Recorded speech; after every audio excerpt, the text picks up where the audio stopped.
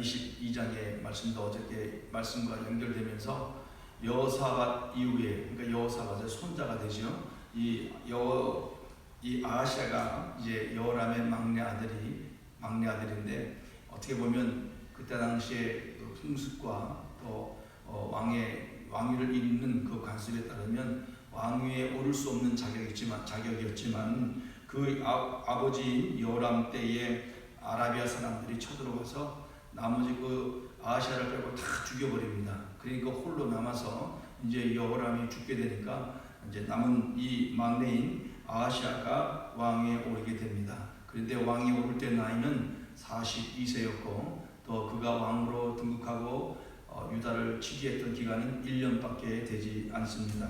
그 이유는 이제 본문 뒤에 나오는 내용을 보면 그 이유를 우리는 분명히 알게 됩니다.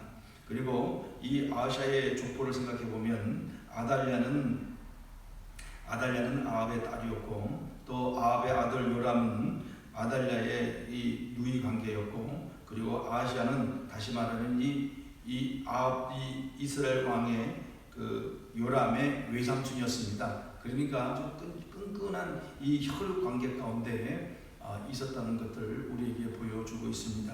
그런 것을 통해서 함께 하나님을 잘 믿고 섬기면 참 좋았을 텐데, 오늘 본문의 말씀을 보면 이 3장 3절부터 6절에 보면 이 아하시아의 이 행동이 얼마나 잘못되었는가를 또 우리에게 보여주고 있습니다. 패망하게 하는 아합의 집길로 행하였다라고 말하고 있습니다. 그래서 반복되는 단어가 3번이나 나오고 있는데, 아합의 집 이렇게 표현하고 있습니다.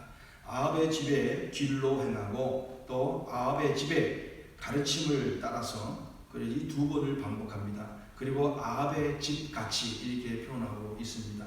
그래서 이 패망하다는 이 히브리어의 그 원어를 보면 레마 쉬히 트로라는 단어인데, 이 그를 파멸로 이끌어 간다는 그런 의미의 단어입니다.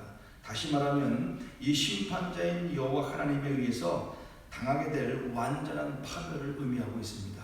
그 이유는 우리가 계속해서 이제 오늘 읽었던 본문 속에 보면은 이 아하시아가 얼마나 이 아합의 집을 따라서 또 그 어머니인 아달랴의 꾀에 빠져서 악을 행하고 우상을 섬기고 온갖 우상을 그 왕궁에 들여놓고 섬기고 하나님을 철저하게 배반하고 외면하고 하나님을 떠나버리는 그런 모습을 우리에게 보여주고 있는 겁니다. 그래서 5절에 보면 아하시아가 아합의 집의 가르침을 따라서 이스라엘 왕인 아합의 아들 요람과 함께 길르앗 라못으로 가서 아람 하사엘과 더불어 싸웠다. 그것은 이 이스라엘과 정략적인 이 동맹 관계를 맺게 된 겁니다.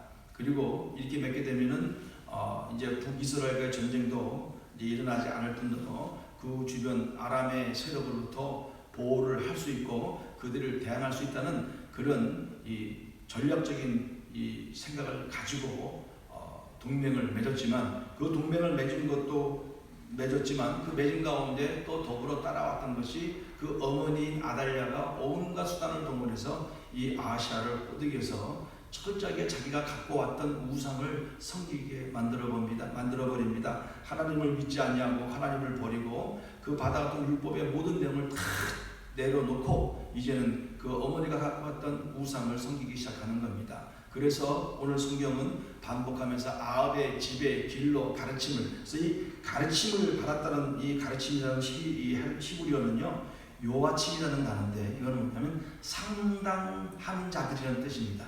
그것처럼 아주 수단과 방법을 총 동원해서 살살살 꼬드기고 상담 도와주는 척하면서 조언하는 척하면서 이 아하시아로 하여금 철저하게 우상을 섬기도록 만들어 버렸다는 겁니다. 그래서 이 아하시아는 그 게임에 넘어가고 그들의 조언을 따라서 그 할아버지 여호사밧이 섬겼던 하나님을 버려버리고 그리고 우상을 섬기는 큰 죄악을 행하게 됩니다. 그래서 이 6절까지 그런 가운데 하나님 여호와 보시기에 악을 행하였다라고 설명을 하고 있습니다. 그리고 7절과 9절에 이제 아하시아가 어떻게 죽게 되는가를 우리에게 보여주고 있습니다.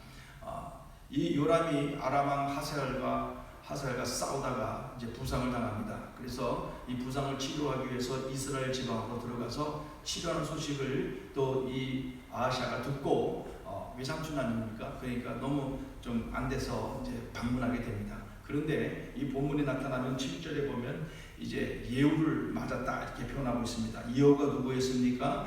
엘리야를 통하여 하나님의 그 예언을 듣고 예후적이 아합을 철저하게 심판하게 될 그런 도구로 선택받은 예후입니다. 그 예후가 반역을 일으켜서 이 요람을 죽이고 또 그와 함께 왔던 아하시아의 모든 방백들 그 아들들을 다 죽여버리고 아하시아는 이 사마리아로 숨어버립니다. 근데 거기까지 와서 찾아서 그를 죽여버립니다.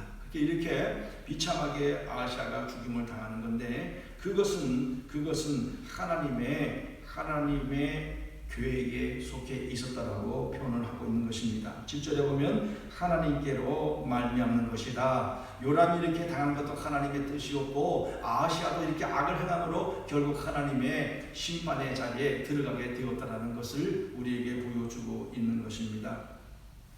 이것으로 끝난 것이 아니고 이제 이 아하시아가 죽으니까 이제 또 왕위를 이어갈 모든 그 어려운 그런 상황 가운데 있었을 때 이 아달랴가 어머니인 아달랴가 또 아주 욕심과 이 권력에 대한 그 찬탈에 대한 그 욕심 야욕이 너무나 컸던 나머지 이제 그 아달랴가 얼마나 악한 행동을 했습니까? 유다 지회 왕국의 씨를 모두 진멸해 버렸지만 그 가운데 이 왕의 딸 다시 말하면 아하시아의 누이 관계에 있던 이 여호사부아시라는 여인이 나타납니다. 이 여호사부아시라는 여인은 누구였냐면은 여호람의 왕의 딸이요 아하시아의 누이요 제사장 여호야다의 아내였더라. 이 누이였던 이스라엘은 제사장 여호야다의 아내로 된 것은 그만큼 우리가 생각할 때 하나님을 철저하게 섬기고 말씀 지켜 준행했던 그 믿음의 사람이었다는 겁니다. 그래서 이 여인, 이 누이가 이 어머니가 죽이고 모든 그 왕위를 이을 사람들을 다 죽이는 걸 보고 이 요아스 이 아하시아에 남은 이 왕자 요아스를 몰래 그 죽임 가중에 데려와서 자기 침실에 숨겨놓고 그 죽음을 피하게 합니다. 그 다음에 이제 그 성전에 들어보내서 6년 동안 숨겨서 키우는 그런 장면으로 이 22장의 내용이 끝이 납니다. 우리는 이런 22장의 내용의 말씀을 통해서 정말 우리에게 주시는 교훈을 생각해 볼 때에 우리는 이런 상황 가운데 하나님의 모습을 하나님이 어떻게 역사하고 계시는가를 우리는 발견하게 됩니다. 이 하나님의 이 역사를 우리가 발견하게 될 때 하나님의 놀라운 은혜와 공의의 심판을 보게 되는 겁니다.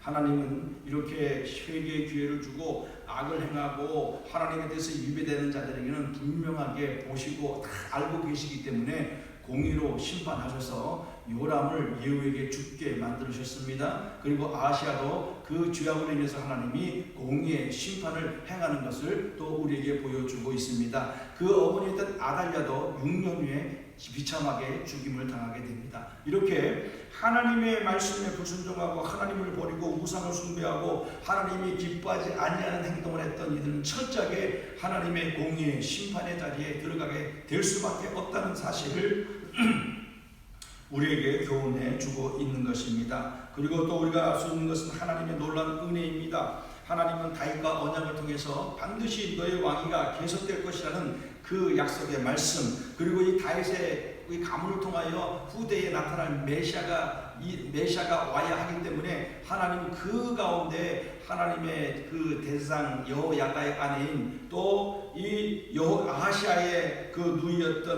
누이였던 이 여인 여호사부아스를 통해서 그 왕위를 이루기 위하여 요시아를 하나님께서는 살려주시고 숨겨주시고 그를 하나님의 그 다윗의 왕가의 그 계보를 잇는 왕으로 세우시는 그 모습을 다음 장에서 우리는 보게 되는 겁니다. 이것이 오늘 끊임없는 하나님의 사랑이요 하나님의 은혜요 하나님의 섭리라는 것들을 우리는 깨닫게 되는 것입니다. 정말 끊겨지는 거지만 아무리 수단과 방법을 가려서 씨를 말려고 했지만 하나님의 그 계획과 섭리에 의해서 이 요시아를 하나님은 선택하시고 살려주시고 은혜를 베풀어 주셔서 6년 동안 숨겨주시는 놀라운 은혜를 우리에게 보여주고 있는 것입니다. 우리는 이렇게 하나님의 놀라운 역사와 섭리와 공의를 보게 되었습니다. 그러면 이 당시에 있었던 하나님의 은혜와 섭리가 오늘도 우리에게 나타나고 이루어지고 있음을 우리는 분명히 믿어야 될 줄로 믿습니다. 하나님은 우리가 어떻게 살고 있고 어떤 마음을 갖고 있고 어떤 모습으로 살고 있는지를 다 알고 계십니다. 그렇기 때문에 우리는 오늘 본문에 나타났던 이 아하시아나 아달랴나 요람처럼 하나님을 저버리고 하나님을 믿지 아니하고 도리어 우상을 섬기고 잘못된 꾀임에 빠져서 살아가는 그런 삶을 살아서는 절대로 안 된다는 것들을 다시 한번 우리에게 교훈해 주고 있는 것입니다. 우리는 온전히 하나님만을 섬기고 그분의 말씀에 합당한 모습으로 살아가고 살아계신 하나님이 지금도 우리에게 역사하고 있고 우리의 모든 것을 아시고 하나님께서 우리를 도우시고 있다는 사실을 분명히 믿고 그분을 의지하고 나가는 그런 복된 하루가 되시기를 간절히 바라겠습니다. 두 번째로 우리에게 주시는 교훈을 생각해 볼 때 오늘 나타난 사람들 아하시야, 요람, 그리고 아달랴, 그리고 여호사밧의 행동과 믿음을 통해서 우리는 배우게 되는 겁니다. 얼마나 이 아하시야, 아달랴, 또 요람 얼마나 악한 행동을 했습니까? 이들은 계속해서 얼마나 악한 행동을 했든지 자기가 섬기는 우상 하나님을 버리고 자기가 자기 욕심과 자기의 방법과 자기의 생각대로 왕을 그 아들인 아하시아를 꼬드겨서 똑같이 그 죄악의 자리에 들어가게 만들어버리는 그런 모습을 보게 됩니다. 어떻게 보면 부모와 자식의 관계였고 그리고 외삼촌과 조카의 관계였고 이런 혈족의 관계였지만 이 신앙의 방면 속에서는 우리는 철저하게 분별하고 아닌 것은 아닌 것이라고 우리는 얘기하고 우리는 믿음을 지켜가는 그런 삶을 살아야 될 줄로 믿습니다. 나와 똑같지 않다는 것, 내가 하나님의 사랑을 알고 깨달았다면 비록 우리는 혈족의 관계, 친척의 관계에 있을지라도 우리의 신앙을 굳게 지키고 믿음으로 살아가야 할 그런 믿음의 태도가 우리에게 있어야 한다는 것입니다. 지금도 우리 살면서 우리 주변에 많은 사람들, 우리의 친척 관계에 있는 사람들을 볼 때 예수를 믿는 사람도 있고 안 믿는 사람도 있습니다. 때로는 안 믿는 사람은 우리를 공격해 옵니다. 그래서 예수님께서 우리 형제지간에 불화가 일어날 것이라고 말씀하지 않았습니까? 이 믿음의 문제로 인해서 많은 어려움과 또 분쟁도 일어나고 영적인 싸움도 일어나지만 우리는 그런 싸움 가운데서 결코 넘어가지 말고 끝까지 하나님을 의지하고 믿는 그 신앙으로 살아가는 우리의 모습이 있어야 되는 것입니다. 그리고 주변에 어떤 사람들이 있느냐에 따라서 우리의 신앙이 흔들릴 수 있다는 것들을 또 생각할 수 있습니다. 이 아하시아는 어머니의 그 집요한 꼬드김에 내 주변에 어떤 사람들이 있느냐가 참으로 중요하다는 것을 다시 한번 깨닫게 됩니다. 그의 요시아는 주변에 어떤 사람이 있었습니까? 철저히 하나님을 섬기는 여호야다 제사장 밑에서 배우고 훈련받았습니다. 그렇지만 이 아하시아는 철저한 우상 숭배자인 그 압 가문에 의해서 조종당하고 조언을 듣고 계속 듣게 되니까 가랑비에 옷 젖는다는 그 속담처럼 계속 듣게 되니까 자기도 모르게 그렇게 세뇌가 되는 겁니다. 이 공산주의가 왜 무서운지 아시죠? 그는 어렸을 때부터 계속 세뇌를 하니까 그렇게 되는 겁니다. 이 중국에 있는 백성들은 지금 어떻게 돌아가는지 아무것도 몰라요. 왜 그렇습니까? 이 공산당 세력이 귀를 막고 눈을 막고 또 모든 것을 다 차단해버리고 오직 자기들의 그 사상만 계속 어릴 때부터 주입하니까 지금 중국 본토에 살고 있는 백성들은 어떻게 되는지 모르고 지금 정부가 착하고 있는 것은 착각 속에 빠져 있다는 겁니다. 이만큼 내 주변에 또 나는 어떤 상황에 있는가를 우리는 이 말씀을 통해 잘 생각해 봐야 된다는 겁니다.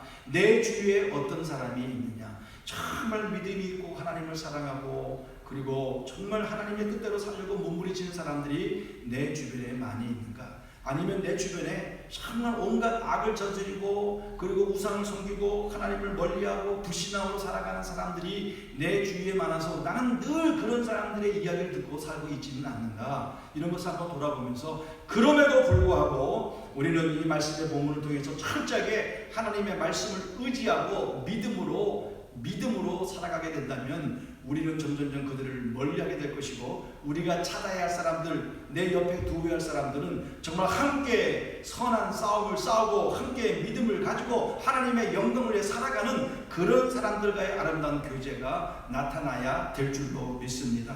오늘 이런 말씀을 통해서 우리는 철저하게 깨달아야 할 것은 절대로 하나님이 기뻐하지 않는 것, 하나님이 원하지 않는 것 해서는 안 된다는 것입니다. 하나님 가장 기뻐하지 않는 것이 무엇입니까? 하나님을 망령되게 하는 것, 우상을 섬기는 것, 또 하나님을 믿지 아니하고 다른 걸 섬기는 것 하나님이 제일 싫어하십니다. 교만한 거, 욕심내는 거, 자기 중심으로 자기 마음대로 살아가는 거 하나님이 가장 싫어하신다는 거 우리는 분명히 깨닫고 하나님의 뜻에 합당하게 살아가는 우리들의 모습이 되어야 될 줄로 믿습니다. 그러기 위해서는 어떻게 됩니까? 오늘 이 여호사밧은 온 이스라엘 이 유대 백성들을 하여금 말씀으로 교육하지 않았습니까? 말씀의 훈련이 되지 않았습니까? 우리도 계속해서 하나님의 말씀을 떠나서는 안 된다는 겁니다. 하나님의 말씀을 꽉 붙잡고 그리고 끊임없이 이 영적 싸움을 위해서 끊임없이 하나님 앞에 매달리고 강구하는 그런 삶을 살아갈 때 우리는 이 아하시아처럼 유혹에 넘어가지 아니하고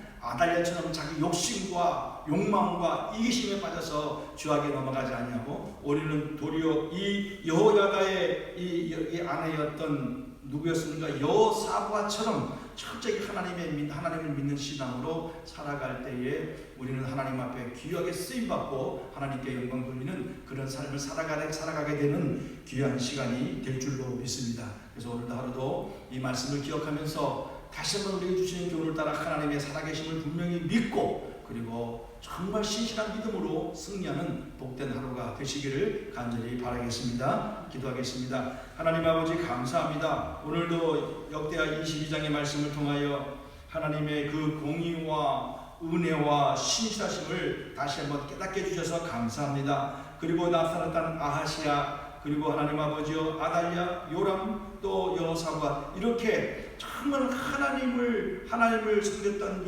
정말 이 여호와다의 아내였던 그 여인의 믿음을 배우게 해주시고 절대로 또 이들의 교훈, 이들의 삶을 따라가지 아니하고 온전히 그 하나님의 은혜를 따라 살아가면서 믿음으로 살아가는 저희들의 하루의 삶이 될 수 있도록 은혜를 베풀어 주옵소서. 하나님 아버지 하나님이 기뻐하는 삶, 하나님이 원하는 삶, 하나님이 동행하는 함께하는 그런 삶을 살아드리는 복된 하루가 되게 하여 주옵소서. 모든 것 아버지 앞에 부탁하며 거룩하신 예수님의 이름으로